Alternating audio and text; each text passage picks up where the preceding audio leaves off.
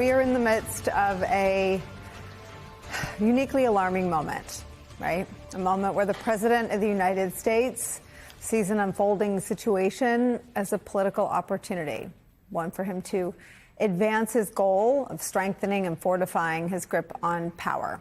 Because what's happening in Los Angeles is not just about immigration. We all know that. President Barack Obama carried out more deportations in his 8 years than any administration at a pace quicker than even Donald Trump's first term. Do you remember ICE raids in the middle of cities by men wearing paramilitary gear and then Obama sending in the National Guard over the objections of governors? Yeah, neither do I, because that never happened. Do you know why it never happened? It never happened because carrying out a legal and orderly and effective immigration policy isn't at all what Trump is doing. Trump seems from the outside to be producing theater. And maybe it's to distract. Maybe it's to distract us from talking about Elon Musk's tweet with his unsubstantiated allegations about Donald Trump and Jeffrey Epstein, something we on the outside have seen no proof of. Maybe it's to distract from his plunging approval ratings on the economy, trade, inflation, even immigration. Maybe he's trying to distract us from covering his stalled agenda in Congress. That's actually what the big fight with Elon Musk started over. Maybe he wants to distract us from covering the debacle of a trade war he started, or the debacle of 90 deals in 90 days to which there is 0.5, like 0.5 deals, 0.5. Former ICE official Jason Hauser tells the New York Times this, quote, "Right now, the government is burning thousands of federal law enforcement hours on operations that privilege political objectives over public safety, attacking constitutional protections like due process and free speech as they do. If this administration does not correct course, it will lock the country into a future of weaker enforcement, lowered trust in public safety officials, and greater risk to Americans' collective safety."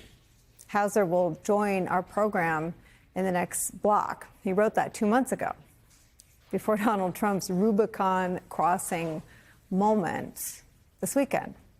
Donald Trump's decision to federalize and deploy the National Guard over the objections of California's Governor Gavin Newsom, with 500 Marines on standby amid protests against raids by ICE, is something the likes of which we haven't seen in the United States of America since the year 1965. The last American president to deploy the National Guard without a request from a state's governor was Lyndon B. Johnson, and he did it in that instance to protect civil rights protesters in Alabama. California's Governor Gavin Newsom had this to say about this move from Donald Trump. I've worked with the National Guard. We've deployed the National Guard. We did 3,000+ folks have been doing logistics work and fire recovery work, and they're fighting the fires, the rattlesnake teams. We did the same back in George Floyd. We have no problem working collaboratively in a mutual aid system with local law enforcement, but there's a protocol, there's a process. He didn't care about that. And the worst part, he completely lied. He said in a tweet that everything's now safe, everything's fine. Is that the case, Mr. Trump? He said because he deployed the National Guard. The Guard hadn't even been deployed when he said this. It's Orwellian, simply lying to people. Unconstitutional, illegal act, his mess. We're trying to clean it up. Today, the state of California sued the Trump administration over the deployment of the National Guard. He and other officials insist that the deployment has only made a volatile situation worse, something that they could have handled on their own. The New York Times reports this about the situation on the ground before Trump sends in the National Guard. Quote, although some demonstrations have been unruly, local authorities in Los Angeles County did not indicate during the day that they needed federal assistance. But the reality on the ground did not and does not matter to the Trump administration. The New York Times reports this as well. On social media, Trump, his aides, and allies have sought to frame the demonstrations against immigration officials on their own terms. They have shared images and videos of the most violent episodes, focusing particularly on examples of protesters lashing out at federal agents, even as many remained peaceful. At the White House this morning, Trump called the protesters, quote, insurrectionists. In short, he is looking for ammo to justify invoking the Insurrection Act and moving closer to something he has talked about doing for a long time, using the military against the, quote, enemy within. Here's what his former chief of staff, John Kelly, had to say in terms of a warning about this moment. And I think this issue of using the military to go after American citizens is one of those things I think is a very, very bad thing. Even to say it for political purposes to get elected, I think it's a very, very bad thing, let alone actually doing it. When I was in the White House, for that matter, DHS, I was, originally the conversation would be, Mr. President, that's outside your authority, or, that's a routine use. You really don't want to do that inside the United States. But now that he's talking about it as I'm going to do it is disturbing. Again, that's a warning given by General John Kelly ahead of last November's election about what Trump sought to do the first time that he, Kelly, and others stopped him from doing, and why, the impact it would have on the military. But Donald Trump gave the game away when he was asked on Saturday about sending in troops. Take a listen. Even if you're not planning to invoke the Insurrection Act, you still plan to send troops? Well, we're going to have troops everywhere. We're not going to let this happen to our country. We're going to have, quote, troops everywhere. They're going to be everywhere. Active duty troops. Trump promises to bring what's happening in Los Angeles right now to Trump's word, quote, we're going to have troops everywhere, to everywhere. Today, a new round, a fourth day of protests is underway right now in the wake of the ICE raids across the city. One of those raids took place at a Home Depot parking lot. Washington Post reports this about that raid, quote, 6 migrants who said they were present recounted how federal immigration authorities began handcuffing anyone they could grab in one of several raids in the city that would spark a wave of unrest and leave immigrant workers of all stripes jolted. One migrant saying this, quote, they were just grabbing people. They didn't ask questions. They didn't know if any of us were in any kind of immigration process. The nation's second largest city, a flashpoint today in both Trump's immigration crackdown and his war on the rule of law. It's where we begin today with NBC's Jacob Soboroff, who is at the site of one of the ICE raids that took place on Friday that sparked the initial protests. Can you do one thing before you brilliantly take us into this moment? Can you just rewind the tape a little bit and reset me on what has happened there over the weekend?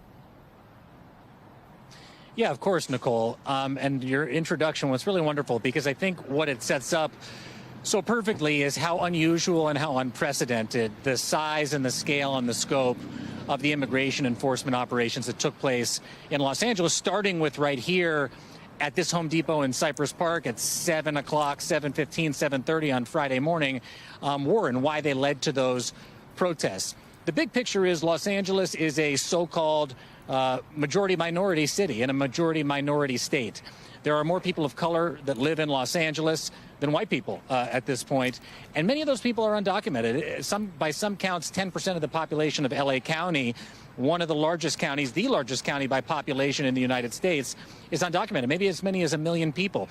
Those people are our neighbors, our coworkers, our classmates, our friends, our parishioners, fellow parishioners in churches. They are part of the fabric of the city of Los Angeles. And not in the last many decades under Democratic nor Republican presidents, despite the fact that you had presidents with big deportation programs, Democratic and Republican, as you have so often reported, have we seen the type of immigration enforcement we saw play out on the streets of Los Angeles on Friday. And that struck fear into the heart of not just the undocumented community here, but of many U.S. citizen family members of undocumented people and many U.S. citizens who know those people, because that is removing people from this community who have been here, if not their entire life, virtually their entire lives. There are so many mixed status families that live in Los Angeles that might have an undocumented parent or relative and U.S. citizen child or cousin who, we've talked about this before. The family separation policy of the first Trump administration in 2018 was a deliberate ripping apart of parents and children at the border. to separate those families and inflict pain on those families. But when I say mass deportation is family separation, when I say those signs that were held up on the floor of the Republican convention, as I talked to you from the floor of that convention, was a sign of what was to come and why that is also a form of family separation. It is family separation in the interior. It's taking parents away from their children, not at the border and not in detention centers, but at a Home Depot on a street corner, or outside of a school, or at a workplace in the fashion district where they might be working in a factory. It's a different form of family separation, and it's exactly the intent of this administration, modeled after, Nicole, Dwight D. Eisenhower's 1954 operation with a name so racist, I'm not going to say it here to you right now, but that resulted in 1 million Mexicans and some Mexican Americans being sent to Mexico in the wake of the Bracero program, coming here legally in the 1950s. That's what the Trump administration is modeling this program after. That's their stated goal. They've talked about it. And so now we're seeing it effectuated on the streets of the largest county in America, second largest city in America, with the largest undocumented population in America, where those people interact. I say those people, we all interact on a daily basis here. And it has terrified so many people, which is why you saw people before the protests turned violent, and there was certainly violence associated with those protests. Before the protests turned violent, a largely peaceful protest, two actually, that converged in front of the Metropolitan Detention Center where so many of those people were picked up by ICE at locations like this in order to say this is not acceptable to the people of Los Angeles.